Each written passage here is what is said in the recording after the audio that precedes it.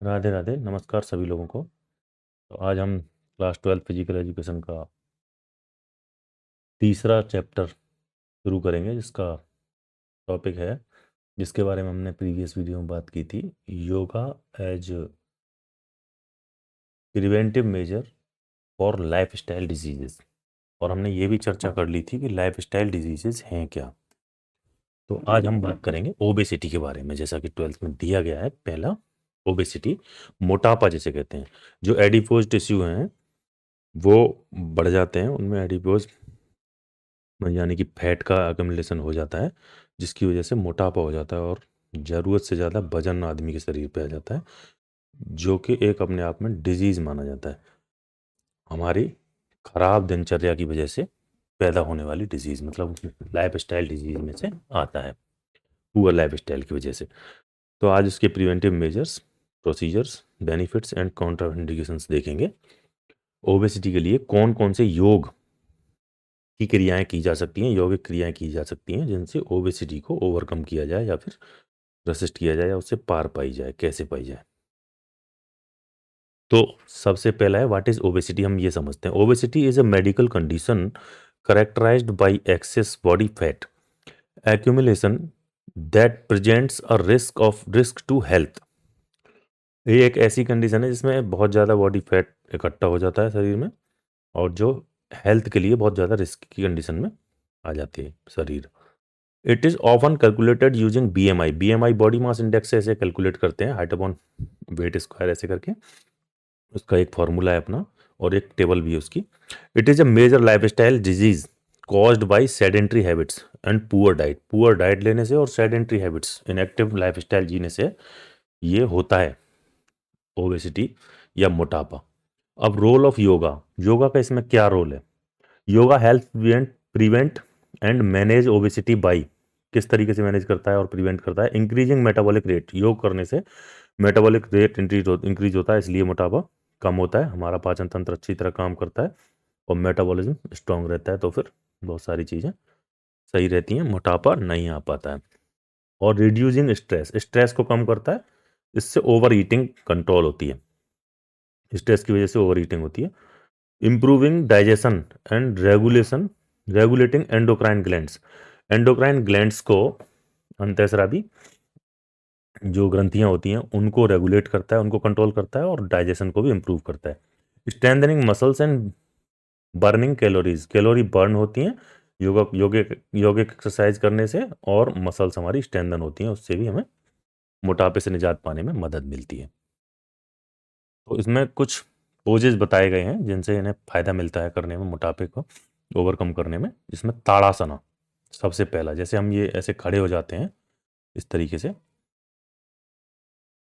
ऐसे खड़े हो जाएंगे जैसे इसमें दिया है, और हाथों को बाय द साइड ले जाके फिर ऊपर की तरफ करके और स्ट्रेच करके पंजे पे खड़े होते हैं। ये सारा प्रोसीजर होता है इसका। ताड़ासना बड़ा सिंपल है, हम लोगों ने क्लास में किया होगा, टीचर्स ने कराया होगा, और भी बहुत ज़्यादा आसान है। और ये सारे आसन के बारे में मैं एक चीज़ और कहना चाहूँगा कि ये आसन यहाँ पे बताए गए हैं, ये चीज़ें जितनी भी हैं नोट डाउन कर लीजिएगा। के अलावा अगर ये आसन अगर देखने हैं तो बहुत छोटी छोटी सी क्लिप्स यूट्यूब पे और भी कहीं पड़ी हैं, और तुम्हें मन कहीं भी जाके मिल जाएंगी इनके बारे में, इनके प्रोसीजर के बारे में अच्छे से समझना हो तो। हम यहाँ टॉपिक की बात करेंगे। प्रोसीजर क्या है, stand erect with feet together and hands by the side. जैसे ये लड़की खड़ी है इसमें, इनहेल रेज आर्म्स अपवर्ड, सांस लेते हुए हाथों को ऊपर ले जाएंगे, एंड इंटरलॉक फिंगर्स, ऊपर सिर के ऊपर अपनी फिंगर्स को इंटरलॉक करेंगे और हथेलियां ऊपर की साइड में कर देंगे। रेज हील्स, पंजों पर खड़े हो जाएंगे, एड़ियां उठा लेंगे। Stand on toes, stretching body upward, upward ऊपर की तरफ हम बॉडी को स्ट्रेच करेंगे। Hold the pose while breathing deeply, गहरी सांस लेते हुए इस पोज को होल्ड करेंगे। देन एक्सहेल एंड रिलीज, फिर सांस बाहर निकालते हुए हम पोज को वापस ले लेंगे, रिलीज करेंगे, फिर उसी कंडीशन में आ जाएंगे जहां से हमने स्टार्ट किया था, इनिशियल बॉडी पोजीशन में। बेनिफिट्स क्या है इसके, इम्प्रूव्स पोस्चर एंड बैलेंस, इससे पोस्चर इंप्रूव होता है और बैलेंस, संतुलन बनता है। Tones abdominal muscles and reduce fat, abdominal muscles को टोन करता है, मजबूत करता है, और फैट को रिड्यूस करता है। Increase height in growing children, ये हाइट बढ़ाने के लिए, ग्रोथ की स्टेज में जो बच्चे होते हैं उनमें हाइट बढ़ाने के लिए ये सजेस्ट किया जाता है। बहुत अच्छा आसन है। कॉन्ट्राइंडिकेशंस क्या है, मतलब कब नहीं करना चाहिए। ये किस कंडीशन में इसको नहीं करना चाहिए, वो हानिकारक हो सकता है। Avoid during low blood pressure, अगर लो ब्लड प्रेशर लो है तो इसको नहीं करना चाहिए। Avoid if suffering from headache और आइसोमनिया, अगर अनिद्रा की बीमारी है या फिर सिर दर्द से परेशान है तो उन लोगों को भी ये नहीं करना चाहिए। Move to the next.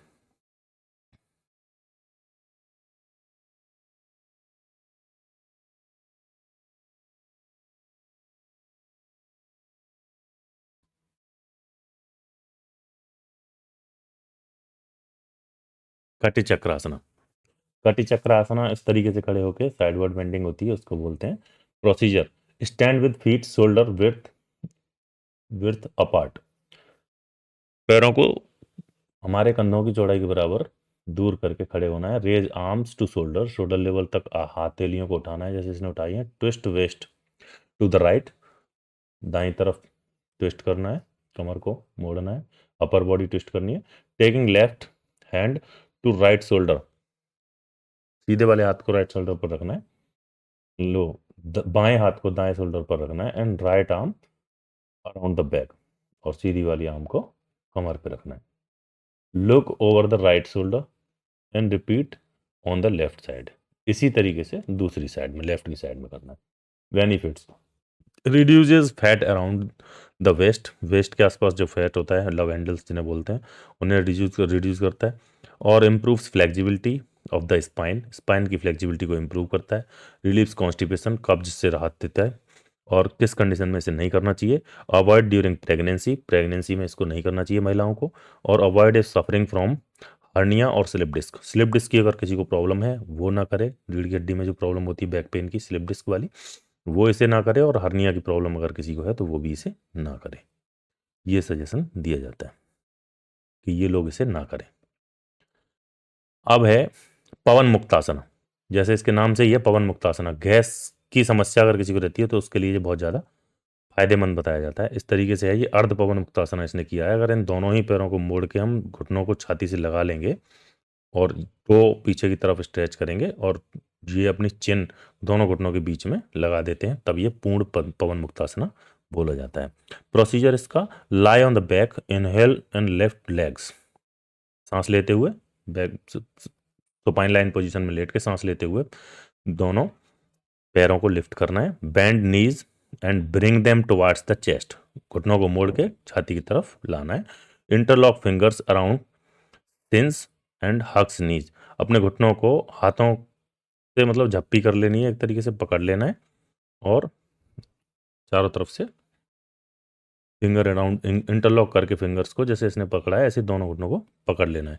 Inhale lift head and touch nose to knees, घुटने से अपनी चिन को लगाना है या ना नोज को लगाना है, वो एक ही बात है। एंड होल्ड, ये इसका प्रोसीजर है। बेनिफिट्स हैं इसके, massage abdominal organs and improves digestion, abdominal जो ऑर्गन होते हैं उनकी मसाज करता है, मसाज मिलती है उन्हें, जिससे डाइजेशन हमारा इंप्रूव होता है। Reduce abdominal fat, abdominal fat पेट के मोटापे को घटाता है। रिलीव्स गैस एंड कॉन्स्टिपेशन, कब्ज की समस्या और गैस की समस्या से हमें निजात दिलाता है।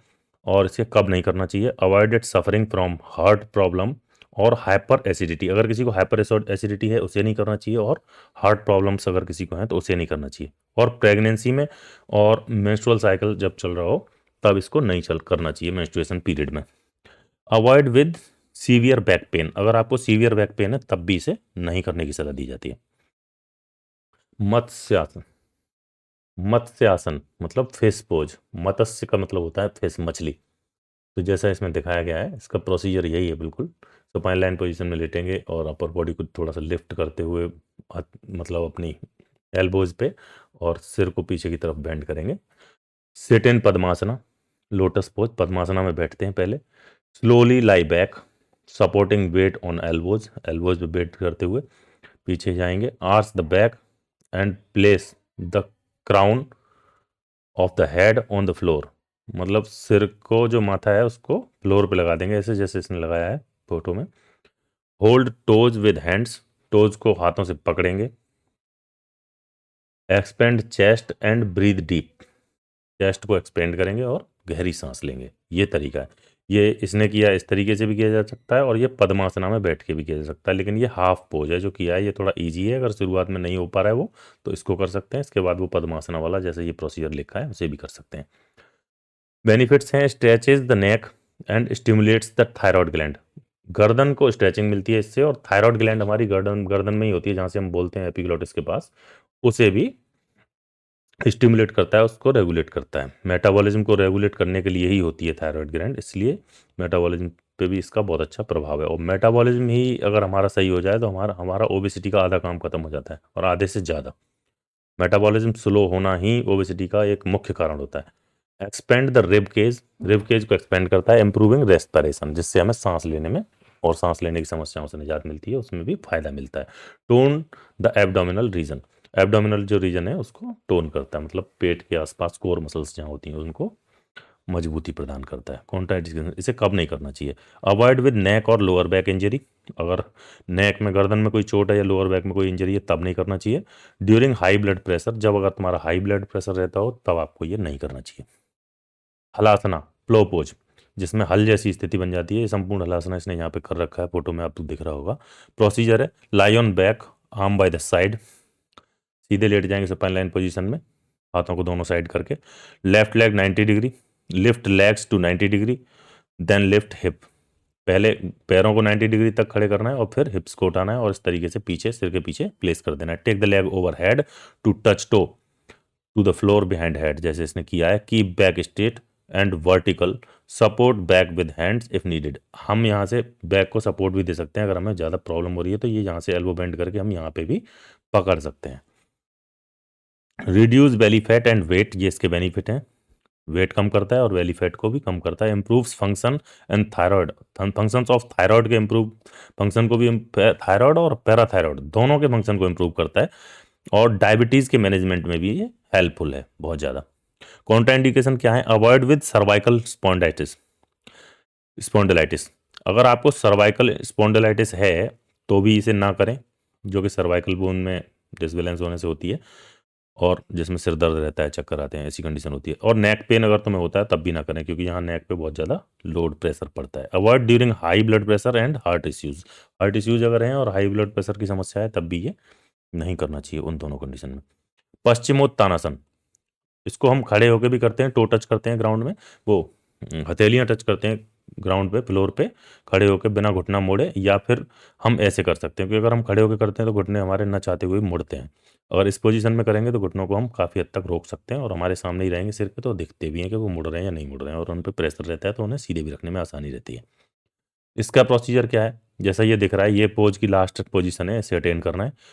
Sit with leg stretch out straight, बाहर की तरफ स्ट्रेच करके लेगों को बैठो। इनहेल, पैरों को इनहेल, रेज आर्म अप, हाथों को ऊपर उठाओ सांस लेते हुए। एक्सहेल, बेंड फॉरवर्ड, सांस को बाहर निकालते हुए आगे की तरफ फॉरवर्ड बेंडिंग करो, जैसे इसने किया है, from hip.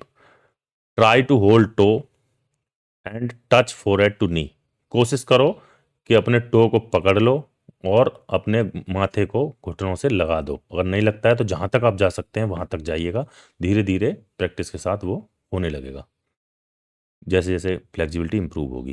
Keep knees straight, घुटने सीधे रखने हैं जैसा मैंने बोला।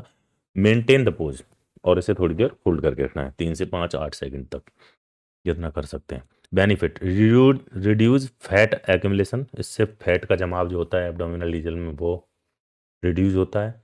Calms the brain and relieves stress, stress में रिलीफ मिलता है और शांति मिलती है दिमाग को, मस्तिष्क को। स्ट्रेस द स्पाइन, स्पाइन हमारी स्ट्रेच होती है और शोल्डर से स्ट्रेच होते हैं। हैमस्ट्रिंग जो मसल है जो हमारी जांग में होती है पैरों में, वो भी स्ट्रेच होती है। कॉन्ट्राइंडिकेशन क्या है इसके? Avoid if suffering from slip disc और सियाटिका, सियाटिका पेन अगर किसी को हो रहा है, सियाटिका नर्व होती है उसमें पेन होता है हिप के पीछे से पेल्विक रीजन से लेके नीचे तक, पैर में नीचे तक वो पेन होता है सियाटिका का, वो अगर हो रहा हो तो, या फिर स्लिप डिस्क हुआ हो किसी को, तो उन दोनों कंडीशन में इसको नहीं करना है। और डायरिया और अस्थमा अटैक जब हो रहे हों तब भी उस पोजीशन में, इस कंडीशन में भी इसको नहीं करना है। ये इसकी कॉन्ट्राइंडिकेशन है, इन स्थिति में इसको नहीं करना है। अर्ध मत्स्य इंद्रासन, जैसे ये किया है बैठ के, इसी पोजीशन में होगा। सिट विद लेग स्ट्रेट, सीधे पैरों से बैठेंगे। बेंट राइट नी, सीधे घुटने को मोड़ेंगे। Place right foot outside left knee, सीधे वाले पैर को लेफ्ट नी के बाहर की साइड में प्लेस करेंगे जैसे इसने किया है, देख सकते हैं। Bend left knee, place left heel near right buttock, इसको बेंड करेंगे और लेफ्ट वाले हील को राइट बटक के पास प्लेस करेंगे। ट्विस्ट टॉर्सो टू राइट, दाईं तरफ अपने टॉर्सो को ट्विस्ट करेंगे। Place left elbow outside right knee to hold foot, left elbow को राइट नी के बाहर की साइड में टो को टच करते हुए पीछे ट्विस्ट करके पीछे की तरफ देखेंगे। लुक ओवर राइट शोल्डर, सीधे शोल्डर की तरफ से हम पीछे देखने का प्रयास करेंगे। बेनिफिट है, stimulates pancreas, good for diabetes and liver. Pancreas जो है वहीं से हमारा इंसुलिन सेक्रेट होता है जो कि ब्लड शुगर को कंट्रोल करने के लिए बहुत रेस्पॉन्सिबल हार्मोन है। वो यहाँ से रेगुलेट होता है। पेंक्रियाज को स्टिमुलेट करेगा तो पेंक्रियाज के फंक्शन में इंप्रूवमेंट होगा, जिससे हमारी डायबिटीज़ में भी हेल्प मिलती है और लिवर को भी, इन दोनों चीज़ों को। लिवर से हमारा बाइल जूस सेक्रेट होता है।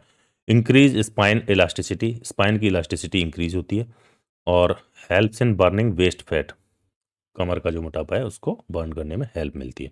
कॉन्ट्रा इंडिकेशन है इसके, avoid during pregnancy and menstruation, menstruation period और प्रेगनेंसी में इसे नहीं करना है।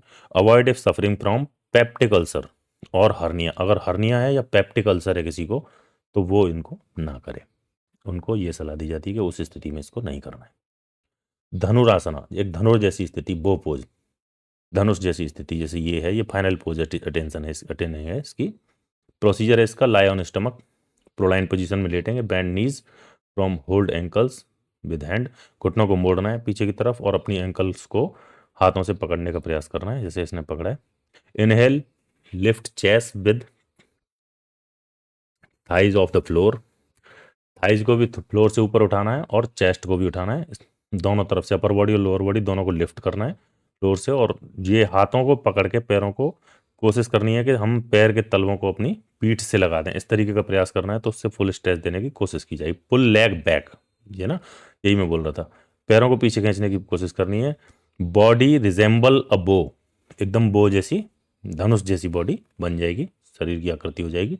लुक फॉरवर्ड एंड स्माइल, सामने देखना है, स्माइल करना है। हाँ, ये बहुत अच्छी चीज़ यहाँ पे लिखी है, किसी भी आसन को करने में चेहरे पे तनाव नहीं होना चाहिए, किसी भी आसन को करने में तनाव मुक्त चेहरा होना चाहिए, कोई भी ज़्यादा प्रेशर दबाव उस चेहरे पे महसूस नहीं होना चाहिए, हल्की स्माइल रहे, स्माइल नहीं रहती तो कम से कम तनाव ना रहे।